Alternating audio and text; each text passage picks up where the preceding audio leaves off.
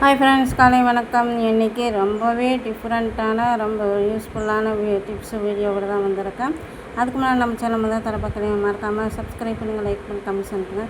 Chicken குழம்புக்கு கசகசா அரைச்சி ஊற்றினீங்கன்னா முதலே கசகசா ஊற வச்சுட்டு அரைச்சிங்கன்னா நல்லா மசிஞ்சிடும். கசகசா ஊறிட்டு இருக்கிற நேரத்தில் நம்ம தேங்காய், சோம்பு, சீரகம், மிளகு எல்லாத்தையும் குறைப்பாக அரைச்சி எடுத்துகிட்டு அதுக்கப்புறம் கசகசா சேர்த்து அரைச்சி எடுத்துக்கலாம். 2 முந்திரி பருப்பு, பாதாம் பருப்பு சேர்த்து அரைச்சிருக்கேன். ரசம் கொதிக்கிற நேரத்தில் 2 புதினா இலையை போட்டிங்கன்னா வாசனையாக இருக்கும். சாதம் வெந்துட்டுருக்கு. சிக்கன் கழுவுறதுக்கு முன்னாடி மஞ்சத்தூள் போட்டு இந்தமாரி ஊற வச்சுருப்போம்.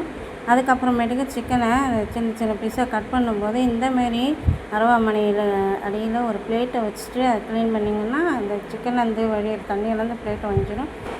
கசரெல்லாம் இந்தமாரி ஒரு டப்பாவில் போட்டு வச்சுக்கோங்க. வெங்காயம், தக்காளி, போட வேண்டிய மசாலாலாம் போட்டு வதக்கிட்டு அதோட சிக்கனையும் சேர்த்து 2-3 நிமிஷத்துக்கு வதக்கி எடுத்துட்டேன். வதக்கி எடுத்த பிறகு போட வேண்டிய மசாலாலாம் போட்டு வச்சுட்டேன்.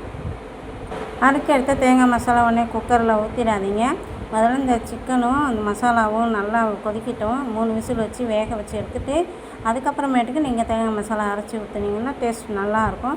அடுத்த டிப்ஸ் என்னென்னு பார்க்கலாம். இந்த மாதிரி சொரக்காவை கட் பண்ணி ஃப்ரிட்ஜில் அப்படியே வச்சோன்னா சீக்கிரமாக வீணாக போயிடும். அதனால் சொரக்காய் கட் பண்ண உடனே கொஞ்சம் ஆயிலில் தடவிட்டு இந்தமாரி ஃபாயில் பேப்பரை சுற்றி வச்சிட்டிங்கன்னா நம்ம யூஸ் பண்ணுற வரைக்கும் நல்லாவே இருக்கும். எப்படியும் நம்ம 2-3 நாளும் யூஸ் பண்ணிடுவோம். அது வரைக்கும் இந்தமாரி வச்சுட்டு யூஸ் பண்ணிக்கோங்க. அடுத்த டிப்ஸ் என்னங்கிறது பார்க்கலாம். நம்ம எங்கேயாவது ட்ராவல் பண்ணுறோம், இல்லை ஆஃபீஸ்க்கு போகிறோன்னா போகிற இடத்துக்கெல்லாம் சோப்பாக தூக்கிட்டு போக முடியாது. நீங்கள் இந்தமாரி செஞ்சு எடுத்துகிட்டு போனீங்கன்னா ரொம்பவே யூஸ்ஃபுல்லாக இருக்கும். சோப்பை சின்ன சின்ன பீஸை கட் பண்ணி ஒரு சின்ன பாக்ஸில் போட்டு வச்சுட்டிங்கன்னா ஒரு பீஸை எடுத்து நம்ம ஹேண்ட் வாஷ் பண்ணிக்கலாம், ஃபேஸ் வாஷ் பண்ணிக்கலாம். நம்ம எங்கேயாவது ரூம் எடுத்து தங்குறோன்னா அங்கெல்லாம் சோப்பாக எடுத்துகிட்டு போகாமல் இந்தமாதிரி பாக்ஸில் கட் பண்ணி இந்தமாரி ஹேண்ட் பேக்கில் வச்சு எடுத்துட்டோம்னா நமக்கு ரொம்ப யூஸ்ஃபுல்லாக இருக்கும். இந்த டிப்ஸை ஃபாலோ பண்ணி பார்த்துட்டு எப்படி இருந்தாலும் கமெண்ட்ஸில் சொல்லுங்கள்.